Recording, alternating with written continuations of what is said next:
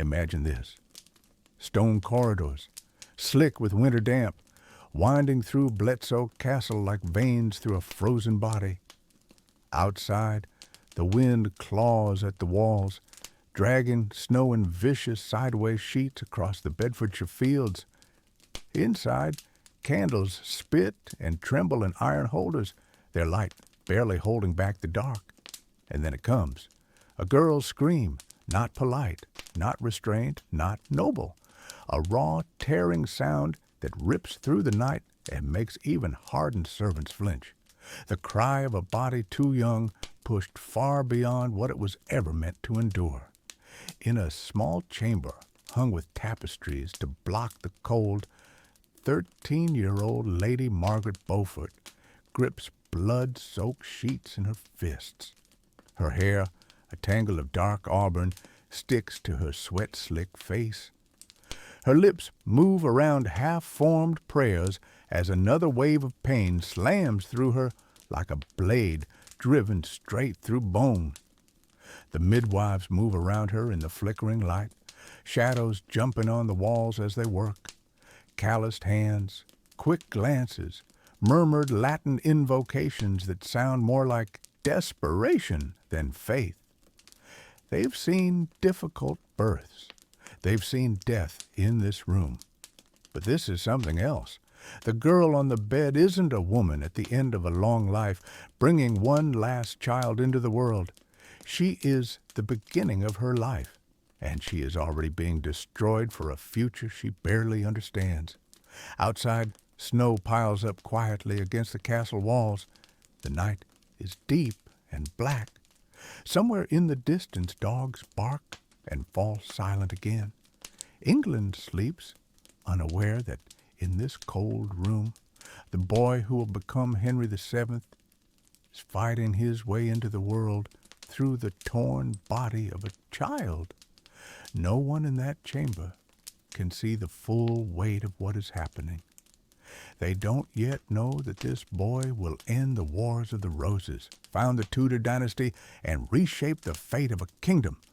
All they know is that a girl is screaming, the baby feels too big, and the mother is far too small. Even here, in this moment of blood and agony, one thing is already clear. Royal blood is never free. It is always bought with something.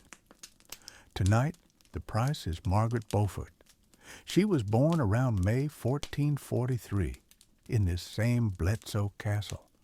The child of John Beaufort, Duke of Somerset, and Margaret Beauchamp, she came into a world where names were weapons and bloodlines were loaded dice. On parchment, her future looked glittering. Through her father she carried the blood of John of Gaunt, son of Edward III, and with it a distant but very real path to the English throne. Through her mother, she was heir to rich lands and old respect. A little girl with a powerful name, born into a country that was about to start tearing itself apart. Her father never saw her grow.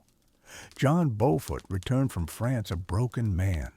Once, he had led English armies there with pride, trying to hold on to the shrinking remains of Henry V's victories. Instead, he watched the map bleed red and blue as English territory slipped away, town by town, castle by castle. Defeat ate at him like a slow poison. When he came home in 1444, courtiers whispered that he looked like a ghost, hollow eyes, shaking hands, sitting for hours in silence, staring at nothing. On 27th May, 1444, he was found dead. Officially, it was fever. Unofficially, everyone understood, whether by blade, poison, or simply the crushing weight of failure, the Duke of Somerset had chosen death over living with disgrace. For Margaret, it meant one thing. Before she was old enough to form memories, she was fatherless, and her value in the world was no longer as a daughter, but as a bargaining chip. Her mother, the Dowager Duchess Margaret Beauchamp, understood this perfectly. In 15th century England, noble women were not allowed to fight on battlefields or argue in Parliament, but they fought in other ways, in marriage contracts, in wardships, in ink. Little Margaret's childhood was short. By the age of 6, while she was still playing at the castle gardens and clutching dolls in small hands, a clerk sat at a table and scratched out the promise that would bind her future, a betrothal to John de la Pole, son of the Duke of Suffolk. 2 powerful houses linked together, Beaufort and Suffolk, stitched into a web of alliances that looked unbreakable on the surface. But nothing in this period stayed stable for long. William de la Pole, Duke of Suffolk, was too clever, too ambitious, and, worst of all, for a time too close to King Henry VI. He negotiated England's humiliating surrender of Maine and Anjou to France. He arranged the controversial marriage of Henry VI to Margaret of Anjou. When war goes badly, someone always has to pay. Suffolk paid. In 1450, while crossing the Channel into exile, he was seized by men whose faces history never clearly recorded. They forced him to kneel on the gunwale of his own ship.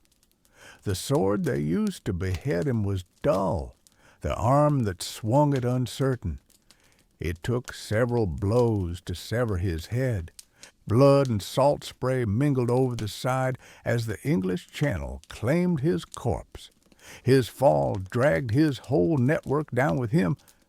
The carefully arranged betrothal between John de la Pole and Margaret Beaufort suddenly meant nothing. The contract that had once promised power turned to useless parchment overnight. For Margaret, it was an early lesson. In this world, security was an illusion.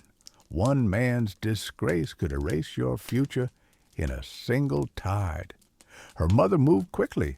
Another match was needed, stronger, safer, closer to the throne.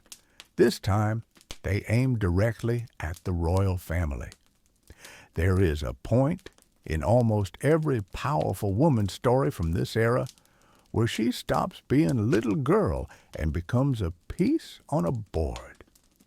For Margaret, that moment came around the age of 12.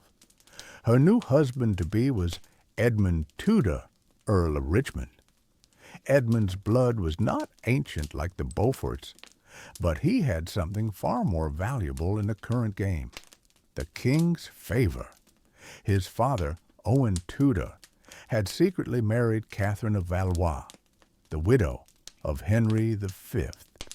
Their sons, Edmund and Jasper, had been acknowledged and raised up by Henry VI as half-brothers, showered with titles and responsibilities. The Tudors were rising.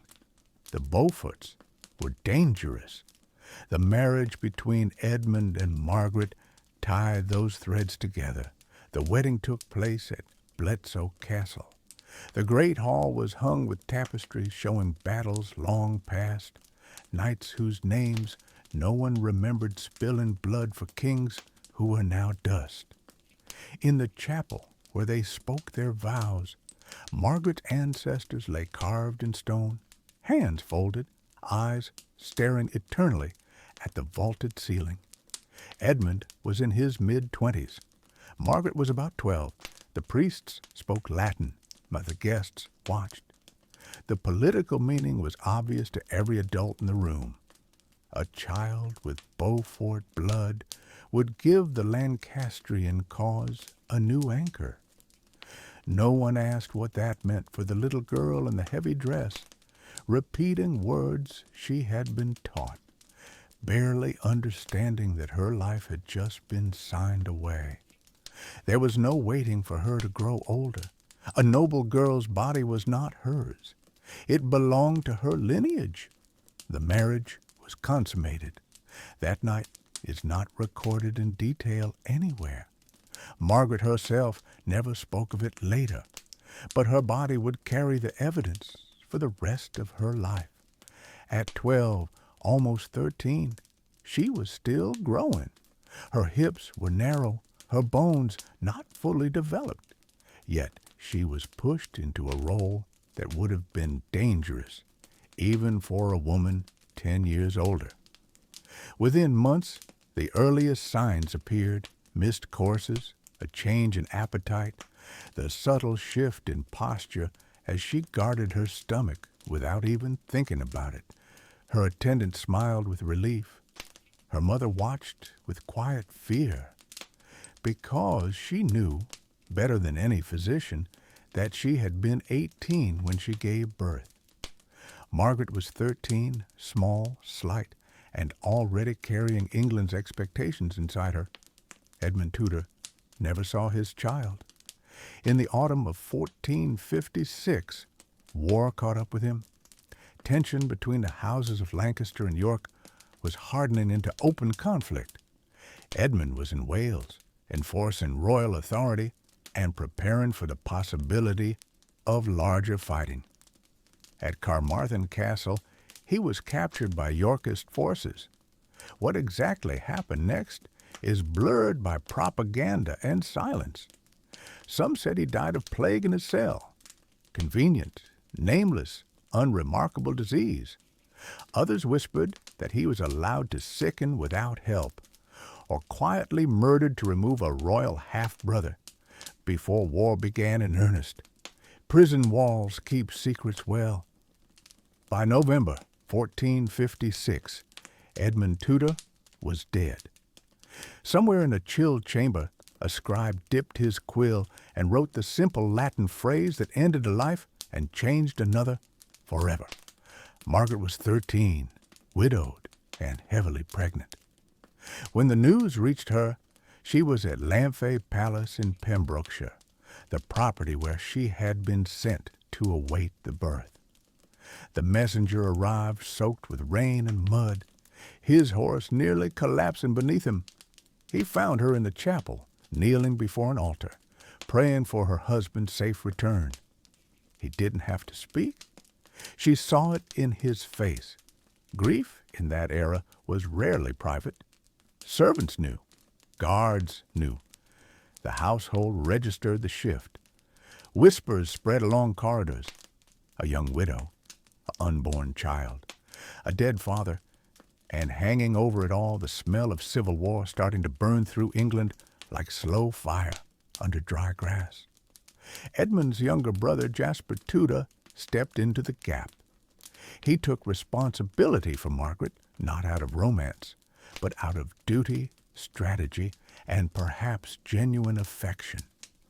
She carried more than her own child. She carried the future of their line and a valuable Lancastrian claim. He brought her to his stronghold, Pembroke Castle.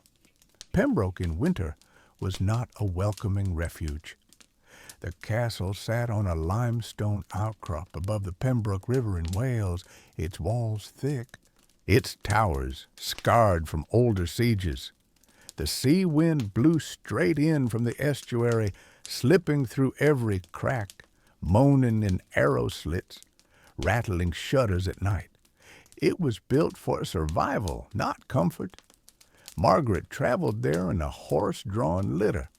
What should have been a 2-day journey stretched longer as they avoided flooded roads, skidded over frozen ruts, and took long detours to dodge bands of armed men whose loyalties no one could quite pin down. Every jolt drove pain deeper into her back and stomach. Every bump reminded her how small her frame was for the child inside her. She was exhausted by the time they passed under Pembroke's gatehouse, hooves clattering on stone, the air tasting of salt and wood smoke. Her rooms were hung with heavy tapestries to keep out the drafts. Fires were lit day and night. Even so, the cold never entirely left. It crept up from the flagstones, slid along the walls, and coiled around the bedposts. The castle's physician examined her with growing concern. He didn't need the language of modern medicine to recognize danger. Her hips were narrow. The child lay heavy and high. Her bones and muscles still belonged to a young girl, and yet they were about to be forced into the hardest task a grown woman could endure. He spoke quietly with Jasper. Birth would be dangerous, perhaps fatal. For weeks, Margaret moved slowly through the confined world of her rooms in the chapel. Short walks along the inner ward when the weather allowed. Careful steps, hands resting on her swollen belly. Her body hurt in ways she had no words for. Her childhood had not prepared her for this. Nothing could. Fear took root in her like a second heartbeat. When she could not sleep, she prayed. She prayed in English and in halting Latin, fingers pressed white against rosary beads, whispering bargains to a God she desperately hoped was listening. If the child lived, if she survived, if there was any mercy left in the world. The winter of 1456 to 1457 was hard. Ice glazed the inside edges of windows. Smoke drifted low and stubborn under the roof beams. The sea roared somewhere beyond the walls like a distant animal, restless and angry. Inside Margaret's body, something shifted. The first pain struck her on a bleak January day, somewhere around the middle of the month. She was walking slowly along the battlements under a gray sky, following the physician's orders to keep herself moving. A gust of wind tore at her cloak. She leaned against the stone for balance. Then it hit, a crushing, tearing agony that seemed to split her in two from the inside. Her knees buckled.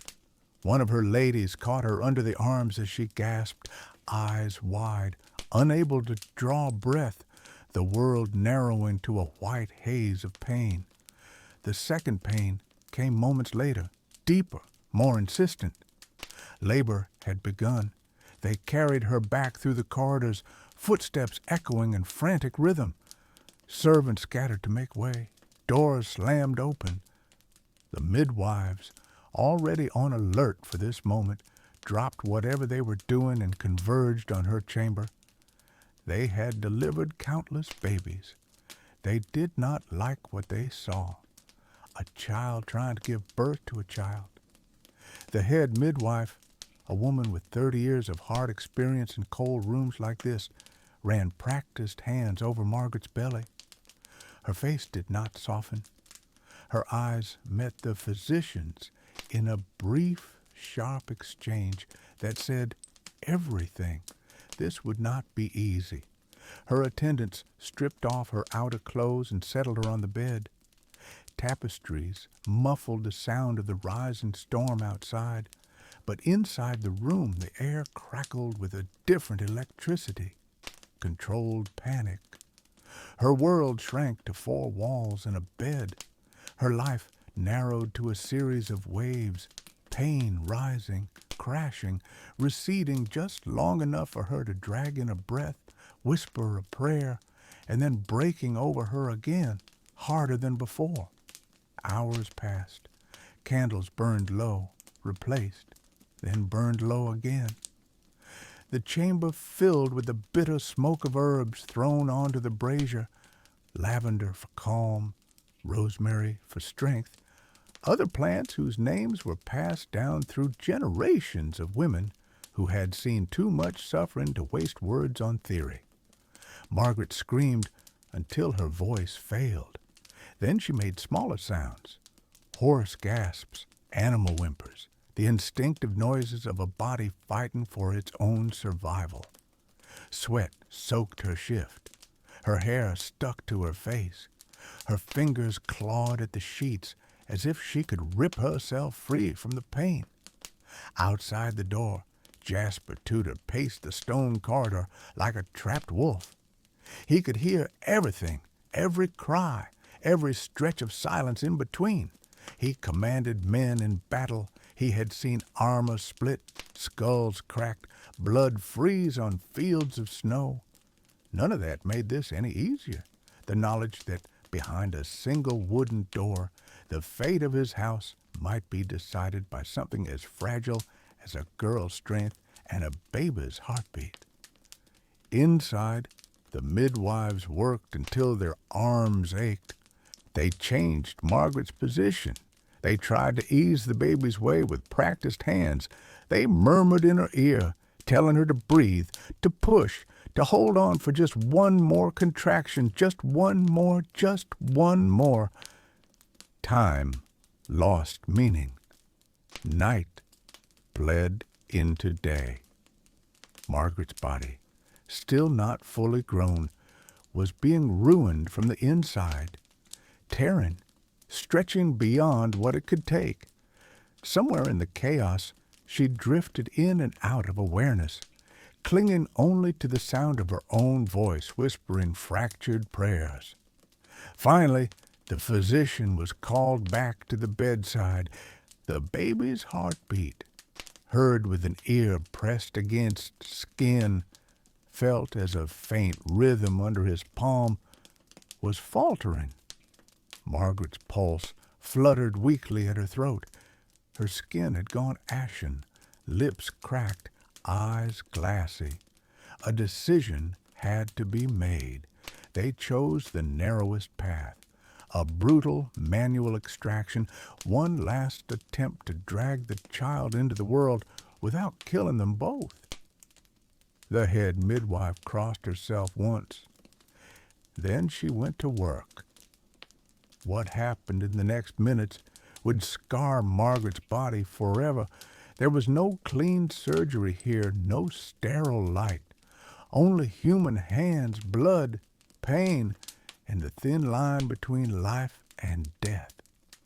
When at last the baby came, it was with a rush of blood and a sound that was not a cry, but a wet, awful silence.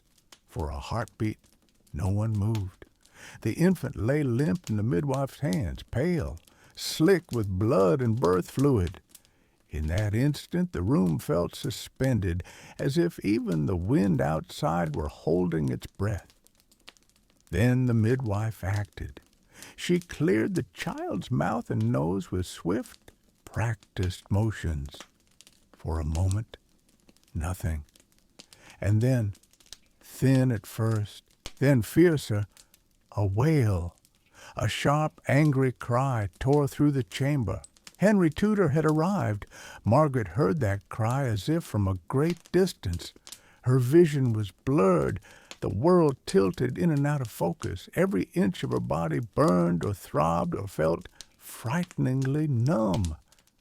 Yet the moment that sound reached her, something inside her locked onto it. Her child. She tried to lift her arms. They would not move.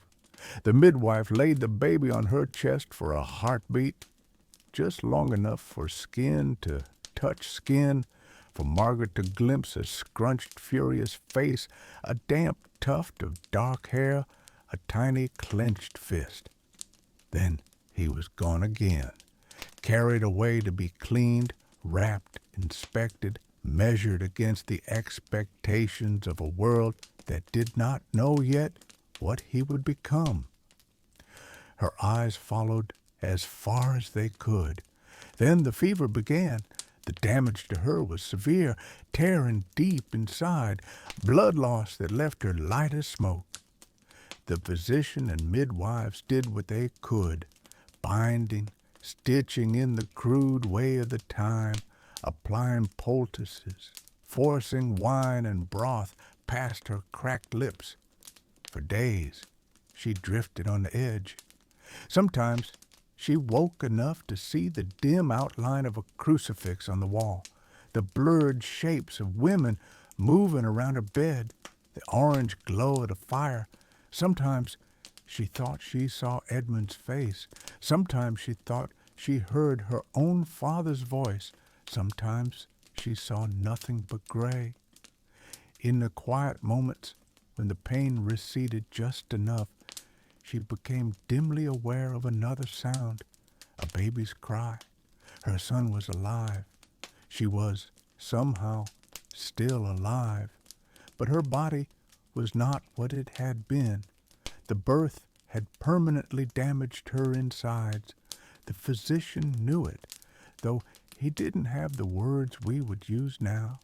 He knew by the way she moved, by the bleeding that took too long to stop, by the torn tissues that would never truly heal. 13 years old, and her ability to bear more children was effectively gone. One birth, one king, one ruined body. Margaret would walk for the rest of her life with the memory of that night carved into her flesh. Every step, every kneel at an altar, every ache in damp weather would remind her of the price she paid in that freezing room at Pembroke. The world, of course, did not stop for her recovery. Outside her chamber, England continued its slow slide into civil war. Men rode, banners rose, alliances shifted. Names like York and Lancaster began to mean more than just family branches. They became colors people killed and died for. But within those stone walls for a while, Margaret's universe narrowed to 3 things: her shattered body, her absent husband's memory, and the small, squirming life that had nearly killed her and would one day change everything. As she lay there, bones knitting, torn flesh scarring, a thought began to take root in her mind. It grew slowly, watered by pain, solitude, and the hard clarity that comes when you know exactly how close you've come to dying. If she had paid this much already, if her blood and body had already been spent like coin, then that child could not be just another noble boy. He had to matter. He had to survive, or every scream in that room had been for nothing. She would never forget what was taken from her on that bed, and she would spend the rest of her life making sure that the world paid attention to what she had brought into it. Margaret's slow recovery blurred into a strange half-life inside the stone walls of Pembroke. Days passed without meaning, defined only by pain, prayer, and the distant cries of the newborn she had nearly died delivering. Sometimes she woke gasping, convinced she was still in the birthing chamber, still bleeding, still trapped in that unbearable moment when her body seemed to be breaking apart. The wounds inside her refused to heal. Her hips remained damaged, her organs torn, leaving her in constant discomfort that marked her every breath. Doctors whispered that her chances of bearing another child were almost non-existent. None of them said it directly, but Margaret heard the truth in their lowered voices and exchanged glances. Her destiny as a mother had already been spent at 13 years old. She felt strangely hollow, a vessel used up too early, broken, and left behind. On one of those freezing Welsh mornings, Jasper Tudor entered her chamber quietly. His boots echoed softly on the flagstones, announcing him before he spoke. He looked at her not as a child or a widow, but as someone carrying the future of their entire cause. He sat beside her bed and offered a promise, given in a voice steady yet burdened. "I will protect you both, whatever happens." But protection would come at a cost neither of them could yet imagine. Her son wasn't just a baby. He was a Lancastrian symbol, a potential heir, a threat. Margaret realized, in that cold room smelling of herbs and candle smoke, that motherhood for her would never mean warmth or comfort. It would mean danger, sacrifice, and constant vigilance. She would raise a king, not a son. Winter dragged on, bitter and relentless. Margaret could barely walk without assistance, her body trembling with each step. She spent long hours staring into the fire, hands folded tightly together as though holding herself from falling apart again. Sometimes she prayed silently, not because she expected comfort, but because she needed something solid to cling to, something that might justify what had been demanded of her body. Other times, she simply stared into nothing, her thoughts drifting like snowflakes caught in the wind outside. Slowly, painfully, she understood that she had survived something not meant to be survived, and because she had lived, she would never again be allowed to simply exist. When Margaret was finally able to stand unaided, the castle physician approached her with a look that was almost reverent. "You should not be alive," he murmured. Margaret said nothing. She already knew. It was in that moment she began to reach for a different kind of strength, one that had nothing to do with her ruined body and everything to do with what she intended for her son. She would not simply endure, she would rise, even if she had to do it with one shattered step at a time. The birth itself did not end the danger. If anything, it marked the beginning of a darker, quieter struggle. For days after the ordeal, Margaret drifted in and out of consciousness, her skin burning with fever, her pulse fluttering like a trapped bird. The midwives whispered that the mother might not survive even though the child had.